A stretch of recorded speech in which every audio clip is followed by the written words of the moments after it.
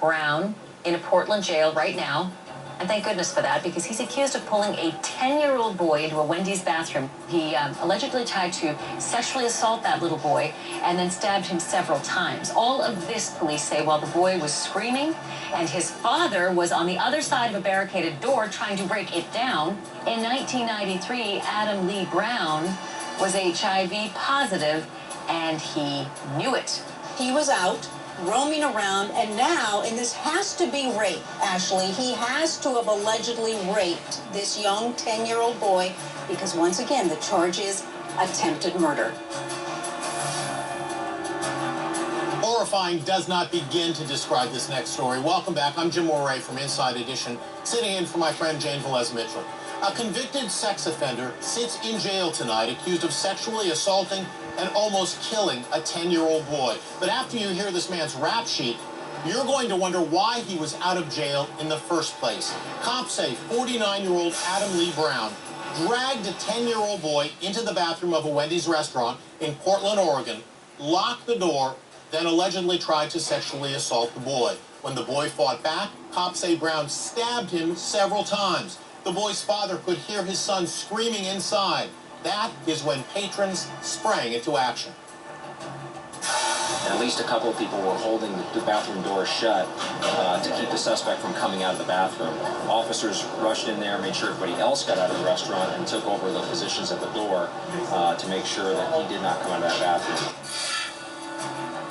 When an employee unlocked the door, Brown shoved the injured boy out and then barricaded himself inside. It took 2 hours to get Brown out of the bathroom and into a squad car.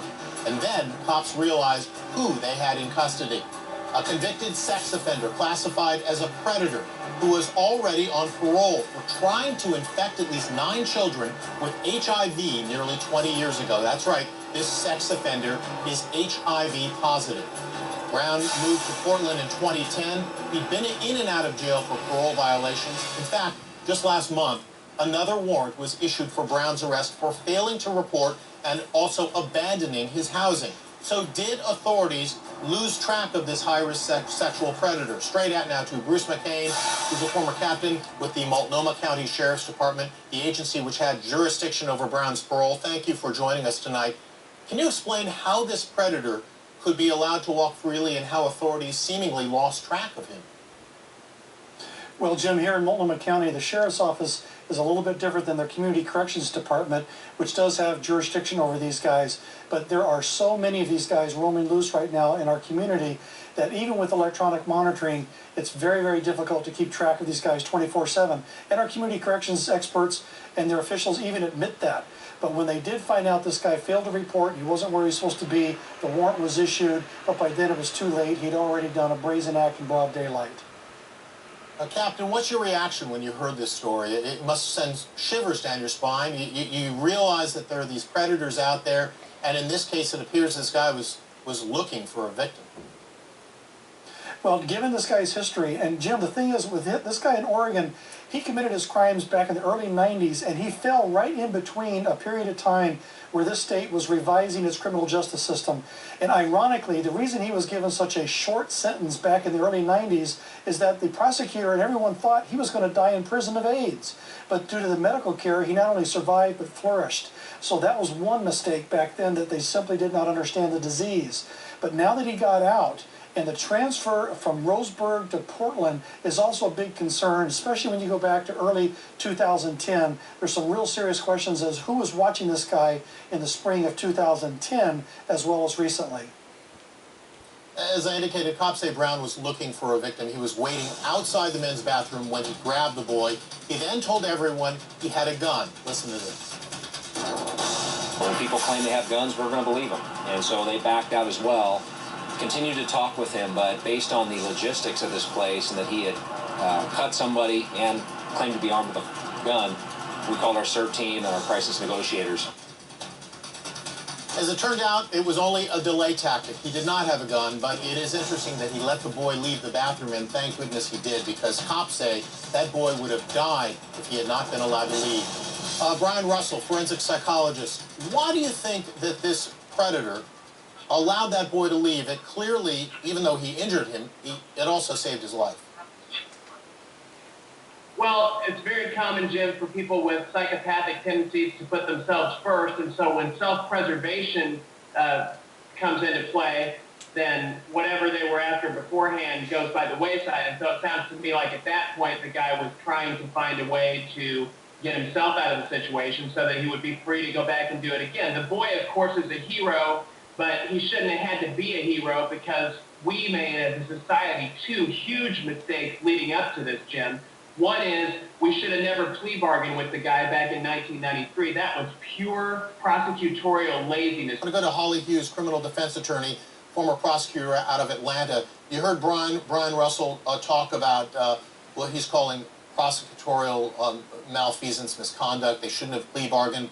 I know that there are a lot of cases, and you try to get them resolved quickly. Was a mistake made, in your view as an attorney in this case, in letting this guy plead to lesser crimes earlier and putting him back on that street? Well, Jim, you know, hindsight is 20/20, and we need to be very careful here because I haven't reviewed that file. I haven't seen those facts. I don't know if it was a weak case. It could have been that they didn't feel their case was strong enough to go forward, and a plea bargain was the best way to at least get a conviction on paper and thus make him a sexual predator. He had to register. They would be able to then constitutionally be allowed to track him because he would be on paper as a convicted sex predator. So I don't know. I can't definitively, look back and say the prosecutor made a bad decision or they made a good decision. Obviously, looking at it now, we're all horrified and we're saying, how could this happen? But what I think we need to do is begin to be creative and not just utilize the criminal justice system, but in instances like this where you have a predator who is a deadly weapon, and let's face it, he's HIV positive. That's what he is. He's a deadly weapon. So you know what? Let's go the civil track and see if we can get him civilly committed once he's done his prison time for the criminal charges, under that he's a threat to public health and safety.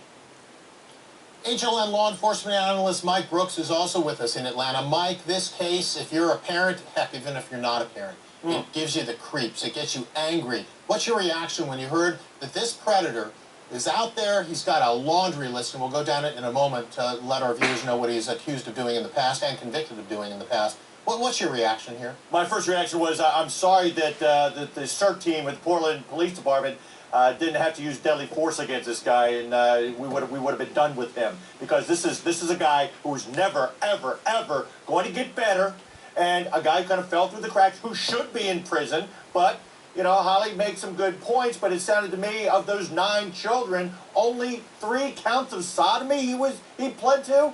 That's ridiculous to me. This guy should have been locked up. And I know out in Portland, I heard from the captain about no electronic monitoring.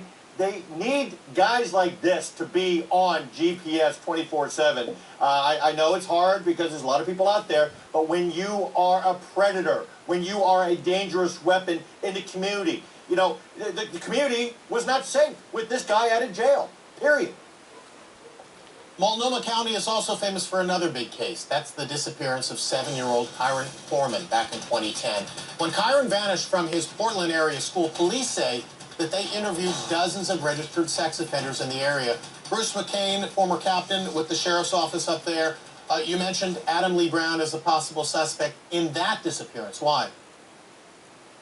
Well, because, Jim, he showed up in Multnomah County here in Portland in April of 2010, but his formal transfer of probation from Douglas County in Roseburg, ironically where Terry Horman is from, did not occur until January. So the real question here, which we have not got the community corrections people to confirm, is whether or not they were actually tracking him in April. Now, again, this does not mean, it's important for your listeners and viewers, this does not turn Adam Lee Brown into Kyron's kidnapper or killer. However, he does float right to the top of the list. This is a known, violent, predatory sex offender who was having problems hanging around schools in Roseburg. Just this week, he's now been accused of going in broad daylight, snatching a kid in a public place. He's got all the MO. So the question is, do those POs know where Adam Lee Brown was on the morning of June 4th, 2010? Unless and until they can answer that question, yes, we know where he was. If they can't scratch him off as a suspect person of interest, then nobody, including Terry Horman, that we've covered on this program before, will ever see the light of day of a jail cell. And there's clearly much more to discuss with this case. We have to take a break now. Returning home from war is a joyous time, but it can